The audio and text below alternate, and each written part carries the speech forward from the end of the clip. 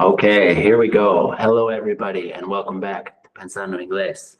Today, we have another interview with our new friend, Jesus. How are you, my friend? I'm doing great, Kyle. It's good to be here. And thank you for accepting my um, suggestion or invitation. It is my pleasure. I always love to speak with the community, the language learning community. And for me, that's what languages are all about, making new connections, new relationships, new friends. So it is my pleasure. Okay. Jesus, can you please start by introducing yourself, telling us a little bit about yourself, where you're from, how old you are? All right, so let me give you let's go with the basics. I'm 34 years old. I'm originally from Colombia in South America, from a city called Barranquilla. I'm sure some of your listeners know about that. And I've been now here in the United States for about 9 years. I came here to marry my then fiance. She's my wife now, and we have four children. I study to be an English as a second language teacher. The majority of my experience is now teaching online, rather informally. That's why I use the word moonlight when I describe my professional, I guess, career or history. And primarily, I've had office jobs here in the US. Currently, I work in our county's local court, circuit court, and I've been there for 4 years. And my current position there is the court services officer for one of the judges in um, the domestic relations section of the court. Okay. All right. Well, that's very interesting. Do you like your job? Generally, yes. I see it primarily in terms of a source of income, not really as a space where I can, let's say, develop professionally, because that's not really what I went to college for. What I would like to do in the not so distant future is to have a career in teaching, basically doing what I like, what I love doing, and make a living, from that. That has not really materialized at this point, but I believe that I'm taking some steps here and there to, get there. Well, like you said, moonlighting. Let's explain that to people who haven't heard that term. That means to work in the afternoon after you already did your day job, right? Something like that, yes. The idea is that you are doing something in addition to, let's say, your main job. You kind Mhm. of do it on the side. It's your side hustle. That's another very common expression that people use. But that's what that moonlight verb means, which is very nice, actually. I like that verb. Ever since I learned it some years ago, I've been using it to describe, because I think it describes my professional, let's say, status quite accurately. Okay, very good. When I saw in your email that you said moonlighting, I knew that you were going to have quite a vocabulary in English, so I got a little bit excited for this conversation. Okay, Good. so Yes. I applaud you for moonlighting and trying to chase your dreams and get a little step closer to your goals each day after you've already worked. And as a father, I know exactly how you feel. So I have a feeling you and I are going to have a lot in common. Can you tell me, is your wife from here in the United States, or is she Latina as well?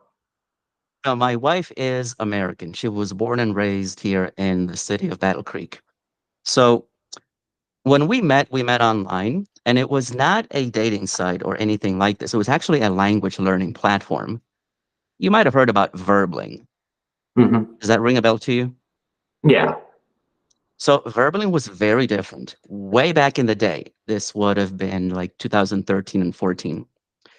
It had a very different style, very different design. And basically, what happened is that we had both been frequenting the site. And it used to be the case that you, as I guess, a user of the product, was able to set up these informal conversation groups on Google Hangouts, which is, what Meets is now. I mean, Meet is basically the Hangouts was like the precursor to, to what we're using now. Uh, But one day I received an invitation to attend one of her conversation practice sessions or groups. I get there, as we say, we hit it off, and we really liked each other. We continued the conversation. We were in a long distance relationship for about a year and a half before we made plans for me to come here, meet her in person, and decide if we wanted to continue, pursuing the relationship. And we did. So I proposed, I popped the question, as we say, and I had to go back to Colombia to get my fiancé visa started or paperwork started. And that was about another 8 or 9 months before I was able to come here and settle permanently. And that's coming up 9 years exactly to the date on July 1st.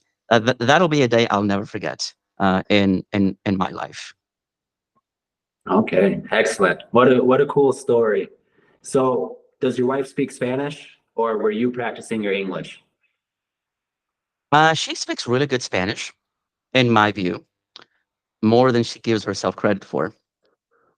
Um, I'm gonna say that our relationship started, let's say, on the level of a little bit of a language exchange initially, but that was very short-lived. That fizzled out very quickly, and it became kind of like an English-only relationship. But I will say this to you, that second language in our relationship has been also a very special element of connection that monolingual couples don't have.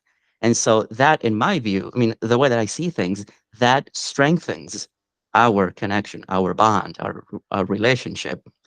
And every once in a while, we still to the day, we will say some things to each other in Spanish, kind of like as a way to joke about things or make fun of things.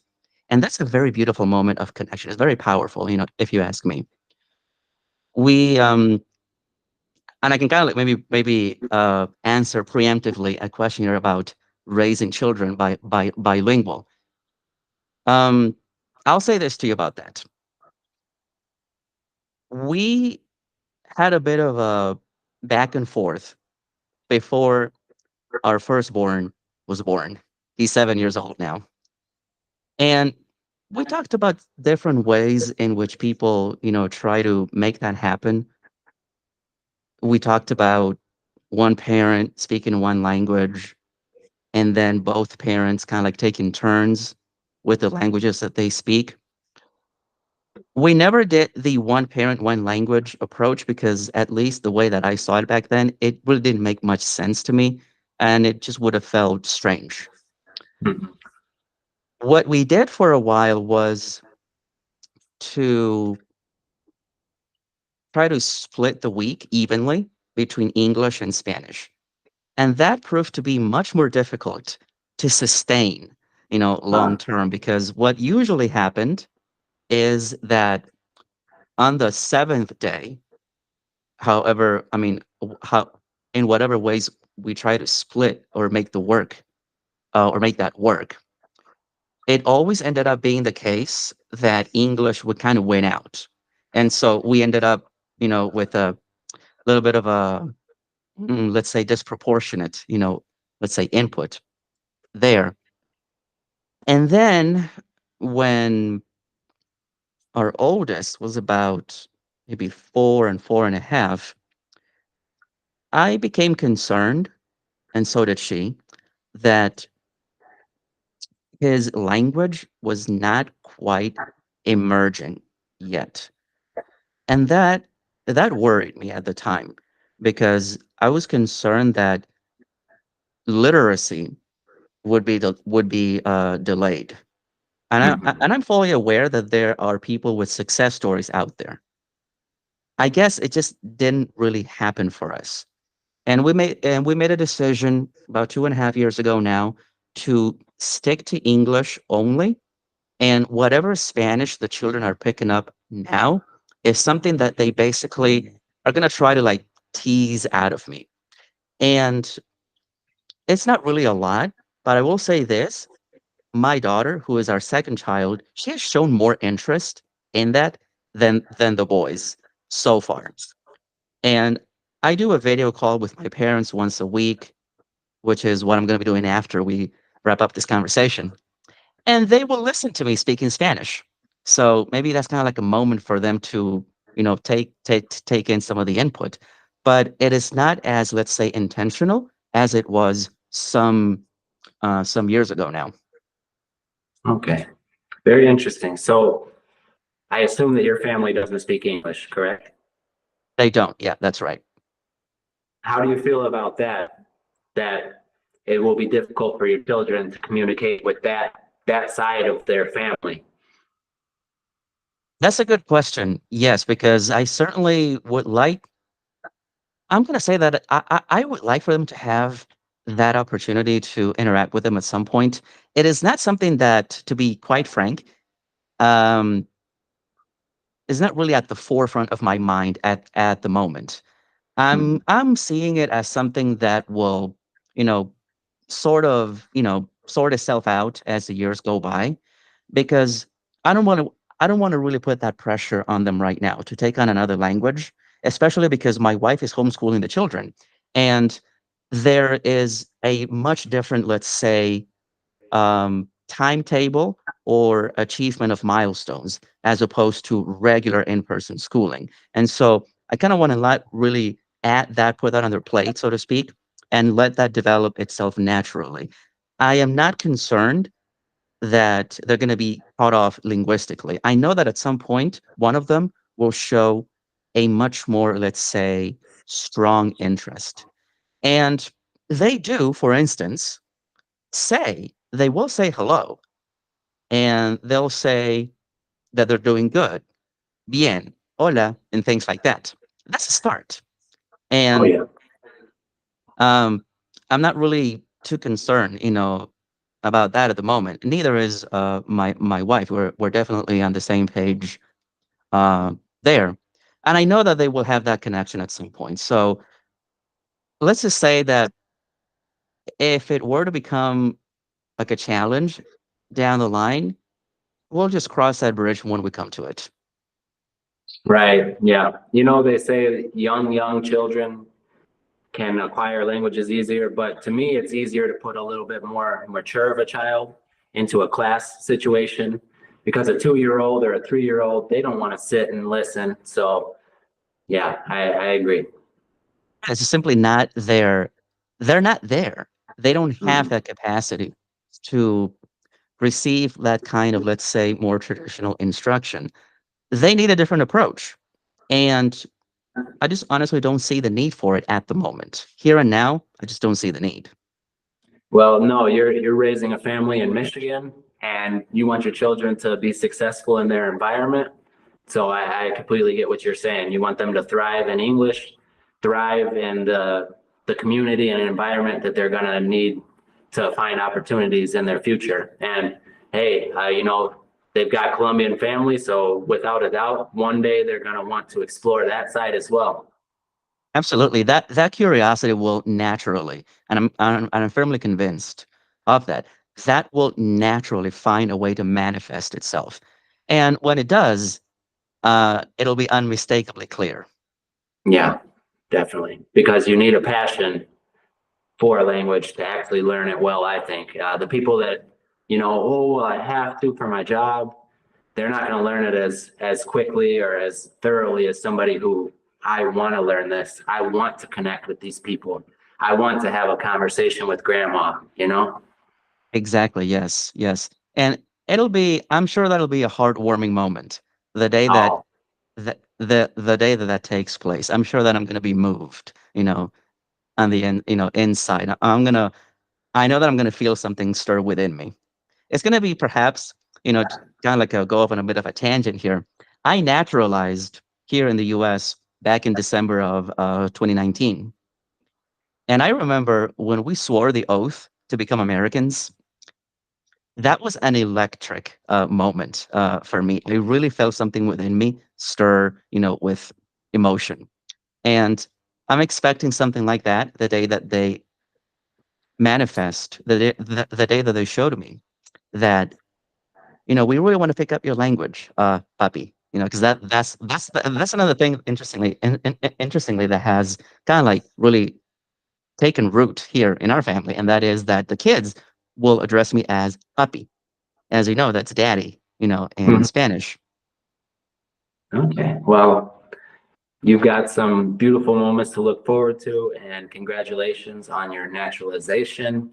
And that's going to be a beautiful moment in the future when your kids get to connect with your family. So now I'd like to dive into your English journey a bit. Did you start learning English because you wanted to come find a cute girl in Michigan or what? You know what? Not really. Not to the best of my recollection. My a lot of some of the details now, so many years after the fact, are kind of like fuzzy. And so some of these memories are not very clear anymore. But I like to try to go all the way back to my maybe my elementary school days. Probably, I'm gonna say probably second, maybe third grade. It's hard to, I mean, it's hard to because there's not a perfect equivalent. Mhm. Here. I think third grade in the US is basically ages like maybe 7 or 8, maybe 9 for some. But I want to say that this interest in learning English started way back then. And I guess it was simple curiosity on my part that, this is a different language. There seems to be some cool things going on here. And I kind of want to take, kind of want to have a role in it I want to partake of that. You should teach that to your students. Yeah, um, yeah. and I think that I made more of an effort than others in my regular school system to try to go beyond what the classroom was teaching me. And a very clear point in this journey for me was when I was 14 years old. Back then, my mom found out about one of these independent language schools. They had just started, maybe the year prior in 2003. And she saw that, she thought it would be a great idea for me to enroll in that, additional education. And this is really interesting, Kyle. This is way back when you would have people selling products door to door. And so we Mhm. had a rep from this institution school come into our living room and pitch the product. It was certainly at the time quite innovative. It was, I think, advertised quite um they made a lot they made great use of video at the time. And this is something that we're talking about. I remember this when they presented us with the materials for class. They were still using, and I can't believe that this was still a thing back then. They were still using VHS tapes. Wow. It's unbelievable. And this is only 20 years ago. But that at the time really caught our attention. First, like my mom's, but then mine also. Because when I got to this school and when I, started taking these lessons, I thought that the teachers were impressive. Some of them had lived in the US back in the 90s. They were extremely fluent and they were powerful motivators. They showed me what you could accomplish as a non-native teaching a language that's not yours. Mhm. That was quite inspiring for me. That program lasted for about maybe 9 months, probably a year. I received a certification at the conclusion of the program. And then I also had another formative experience, and that was that my last 2 years of high school, I had a very good and a different English as a second language teacher. She challenged us in class to use English. She was not like the others that were resort to Spanish a lot to try to get something across. So that was Mhm. different. And she actually played a decisive role in my decision to pursue an education degree. I basically wanted to be like her. And so I went to college in 2008. I graduated in 2006 from high school. And I went to the program for about 5 years. I graduated, and this would have been 2013. I did a little bit of teaching for a language school, but it was very short lived. And this was around the time after I graduated, or around the time of my graduation, that I met my now wife. And so, that kind of like really, that fits into the picture. But then what I'll say to you is this, kind of to try to like, wrap up this point here. There was a lot of powerful motivation in my journey. And there was also, after I turned 18, a lot of self taught, or, just I basically taught myself everything I know starting at that time through the present. It is a little bit different now because I'm not in an active learning mode. What I would describe now is kind of a conservation approach to what I have acquired and to what I've been cultivating for all these years. Just to kind of like really give it in a nutshell. Before, it was active learning to build a foundation, and now it is to conserve what I've acquired so I don't lose it. And I can tell you Mhm. more about that in just a moment, but you probably want to interject something in there. Yeah. So two things. First is a very simple one. Your level is so high. So the thought that I have right now is, do you think in English or Spanish or both? Probably both now. Hmm. But I will say this, and this is really strange. You're going to find this really weird.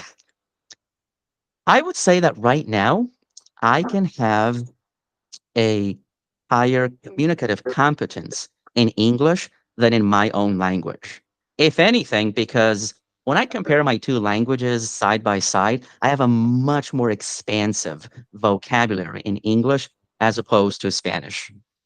I am thinking in both languages a lot of the time. It's kind of hard to avoid that because, I stay in touch with my parents and we video chat once a week. And like I said, my wife and I use like snippets of Spanish here and there. And so I can't really avoid that. But I would say that my thought processes are much more, let's say, mature in English at this point. Hmm. Okay. Very interesting. Very interesting. So you are proof of the immersion theory. When you start to live your life in your target language, it comes to you, and you've pursued your professional path in English. So yeah, you've got a much more professional and perhaps academic vocabulary in English. Absolutely. I would say to you this also. I believe I would have an easier time crafting an essay in English than in Spanish. Wow. Okay, very interesting. All right, guys. So Jesus is pensando inglés. All right. Yes, Very cool. Everybody says there's memes about it, English opens doors and opportunities, but I think it's fair to say that you would not be where you are without your English. Am I right? absolutely. Yes.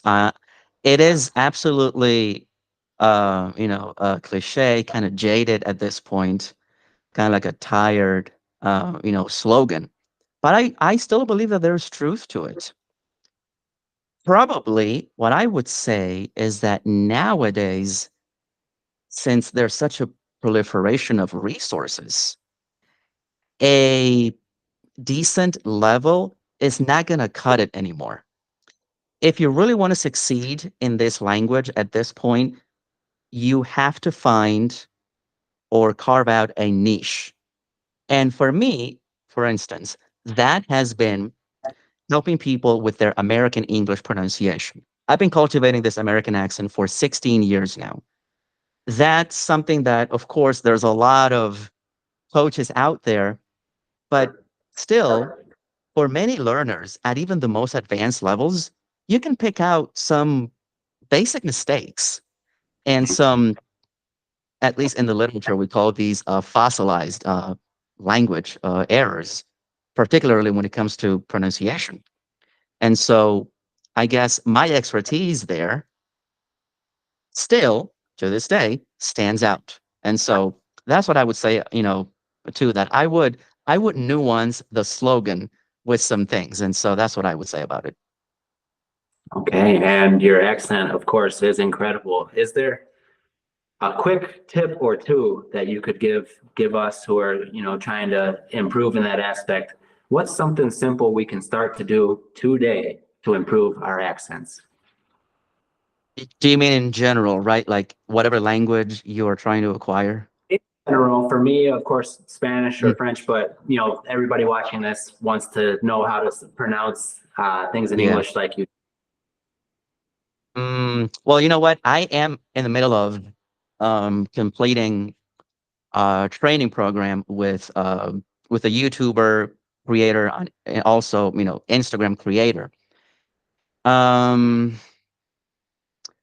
I would say to you, in whatever target language or accent you're trying to pick up, try to understand where your voice is finding its resting place or placement. It's a kind of a difficult concept to understand, but in any language and in any of its accents, you're going to find that your vocal energy is coming from a specific portion of your vocal tract.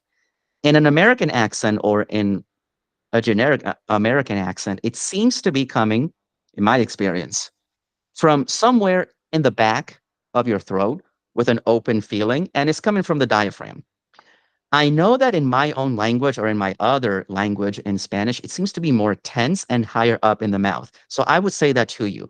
Find the placement of the target accent that you are learning in whatever language you're trying to pick up, because that will that's a different kind of foundation. The individual sounds, you can pick them up relatively quickly. And now we have like a million YouTube channels breaking this down for you beautifully. So that's not really an issue anymore. But the placement, where your voice seems to be resonating, that is still a bit more, I'm going to say, elusive and not so like easy to, that one is hard to pin down. But I would say that to you. Find that placement, find that resting place, and it'll do wonders to your comprehension. I'm sorry, to your production, comprehension, intelligibility, all of those things, because they're all connected to that. So that's one thing.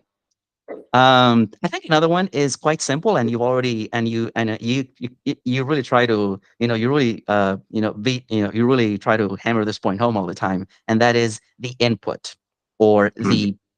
what you're taking in, and make sure it is comprehensible. I think that there's definitely a place for, maybe some slower material that can be produced or maybe replicated, just put out there either by natives or non-natives.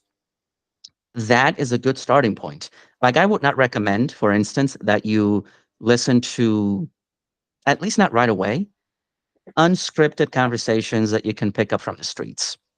That is indeed authentic language, but it may not be the best role model for you to imitate or to, have as your guiding, let's say, principle. I think there's a place for that, certainly. But at the beginning or in the beginning stages, you want to be able to make sense of it. And it has to be, it has to be two things. It has to be, let's say, easy enough so that you can internalize some of it, but also just a little bit above your current level. And obviously, that's a very subjective, kind of thing, unless you go for some kind of assessment. And even there, I have some opinions about assessments in general. Um, but find something that you obviously enjoy, and you make that point all the time too. And it is true. Unless you enjoy it, you're not going to stick with it. I mean, you're going to just give it up at some point. Make sure that it's comprehensible enough, but challenging enough at the same time. That's a very difficult balance to strike. but you can do it. I believe you can do it. Mhm. Absolutely. And that's the beauty of, channels like mine and in other languages. I found amazing channels. Dreaming Spanish is wonderful if your wife ever wants to check it out or your kids. But we make real language accessible to people with lower levels of comprehension. And that's, like you said, just a little bit above where you're at. And keep going just a little bit higher, and eventually you'll wind up where you want to be. Okay, Yes. so you've been here in the States for 9 years now. I believe you said 9 years, correct? It is going to be 9 years in July. Yes. Okay, and what is your overall opinion of the United States? Because, a lot of people have different opinions when they're thinking about coming here from different countries. They think everything's great. Some people think the people are very cold, the food's not good. Can you just give us a little bit of your experience over these years of the US? All right. Let me see. Where do I start there? I used to be like some people that you just alluded to now. I used to have let's say, a rose-colored glasses vision of the United States, and that is true. I certainly I used to look up to it compared to where I came from. I would say that I have a much more realistic vision of the country now that I've been here for so many years. I still think that this is a great country, but I'm much more acutely aware of, of all of its, flaws and, warts and all, as we say. So I have a much more nuanced vision there. I still believe that there are opportunities here. People have been very welcoming for the most part. I've always felt welcome here in the US. I would say that speaking the language fluently does play a role in your, getting integrated into the local culture. So I think that that kind of like made things perhaps smoother. I mean, a little bit more, smoother for me compared to others. Um, and I still believe it's a great country. But I am, let's say, much more cautiously optimistic about some things without getting into too many details here. But this is my home now, and I would not really go anywhere else, barring anything extraordinarily like major uh, in my life, or in the life of my wife or our children. Okay. Yeah. I try and tell people, who are thinking of coming, or, I've even heard some people who are thinking of coming in a way that's could get them in trouble in the future. It's not going to be easy. Nobody's going to give you a good job. You're going to have to work. So just be sure and have a plan to do it safe. And you need to have somewhere to go. Don't just come here, cross the border, and think that somebody's going to give you a home, somebody's going to give you a job, because maybe there were times where it was like that. But right now, very close to where I live, the big city of Chicago, there are hundreds of families of immigrants sleeping on the streets in tents. So you've got to have a plan. You've got to have a plan, and it's not all sunshine and rainbows. It ain't. Yes, absolutely. Yes. Kyle, I wanted to ask you, I guess, just briefly there before you move on to another point. You said that you used to live around here, like in West Michigan. So where exactly are you from originally? So I didn't live in Michigan, but I spent a lot of time there. So I'll tell you right now, I grew up and I live in Northwest Indiana. It's about 40 minutes away from Chicago. Everybody knows where Chicago is. But Hmm. actually, my journey started in Kalamazoo, Michigan. All I right. met a Mexican woman, and you know how that story goes. So, romance can really help language learning, I found. So I Indeed. spent a lot of time in Kalamazoo and Portage, Michigan, and even South Haven. I've done a lot of exploring around that area in Michigan. I've went as far north as Mackinac Island, which was beautiful. So I find Michigan to be a beautiful state, and with, from my experience, very great, kind people who love the outdoors, love doing things, but everywhere has good and bad. Yeah, you're gonna find, yeah, yeah, it's always mixed bag no matter where you go. You're gonna see that, eventually. So you're firmly Midwestern, you would you say in your origins? Absolutely. Thoroughbred, yes. All right, cool. So anyway, sorry to interrupt you. So you can now move on to, I think you had maybe a few more things to just ask. Yeah, so we've got about 8 minutes left. I know you want to talk to your family. I'm a father and a family man myself, so I respect your time 100%. When I do these interviews, I like to just ask some random life questions to give people some exposure to the language. Do you mind if I just rapid fire you a couple of questions? Yeah, hit me. Go ahead. Okay. What is your favorite thing about yourself? It's a great question. Feels like an interview question, like a job interview question. Mm, I like it that I see myself as an organized person for the most part. I believe that I am good at setting deadlines and working hard to stick to them. I One of the last things that I would like to do, or do in general, is to kind of like do things in a haphazard way. I feel that some kind of structure facilitates, just achieving goals in general. Okay, very good. Very good. That is a great strength. Now, on the other side of that coin, what is a weakness of yours? I'm gonna say that a flaw in my own character is the a tendency to get exasperated, perhaps a little bit too quickly.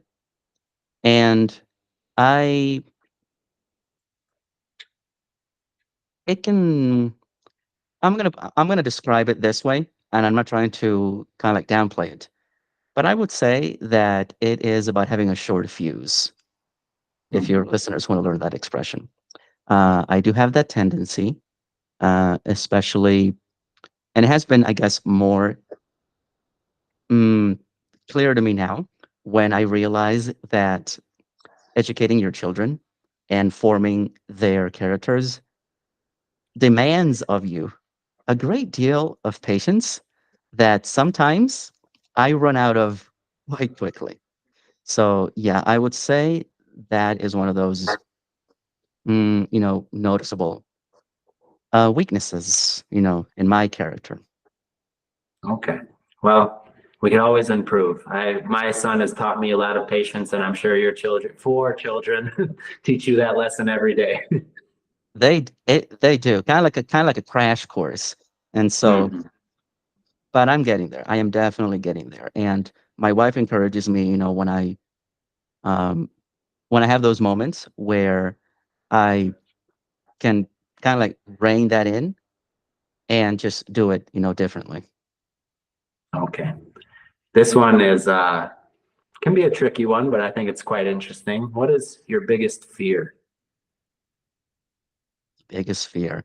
I know that you've been asking that one a lot lately. I've listened to some of your interviews, and you like that one. All right. So what's my biggest fear? I would say, probably just off the top of my head, one of my biggest fears. One, because I think I would have more than one. One that stands out to me right now is the fear of not being able to provide for my family's basic needs. I am fully aware that the the job market can be somewhat unstable, and you can't, like, pretend that that's not a thing. There is that lingering, I guess, sense of dread there that something could happen and I would be, laid off or anything like that. That is certainly quite a palpable, let's say, fear that I see. And every day that I have my office job, I am extremely grateful that I've been able to enjoy, to a very large extent, job security, job stability. And that does not come easy. No. Yeah, I think as fathers and husbands, we carry that weight and that fear, that anxiety of we have to provide. And if we lose our job, our children don't have clothes, they don't have a roof over their heads. So yeah, and you know, I preach this a lot. Even if you don't like your job and you have aspirations like you do for grander things, I do, I think most of us do. It is a wonderful opportunity, a blessing to have a stable job nowadays in this economy. And a lot of people don't have that. So we need to be grateful for that. I love that you said the word grateful because so many people just complain about the job that they don't like. I found myself doing that, but we need to appreciate that our children have food because there's a lot of people in the world that don't even have that. They don't. And certainly whenever I'm, whenever I'm, let's say tempted to just grumble about my job, I bite my tongue and I remind myself stability nowadays in 2024 is kind of like, this idea of not looking a gift horse in the mouth. Don't get picky Hmm. about it because you could be stripped of this at any given time. I mean, and I think that's true. So when I have those moments, I stop that train of thought and I just, kind of like turn it around. I got this and I will hold on to it for as long as I can, if anything, for the sake of the stability. Wonderful, wonderful. Well, I'm happy for you that you have that father to father, man to man. So to wrap this up, we're getting close to our time limit that we agreed to keep. So one last question, and this is a first for the channel. I haven't asked this question in all of these interviews, but I thought Go it could ahead. be interesting. If you could have one wish right now, what would you ask for? Mm,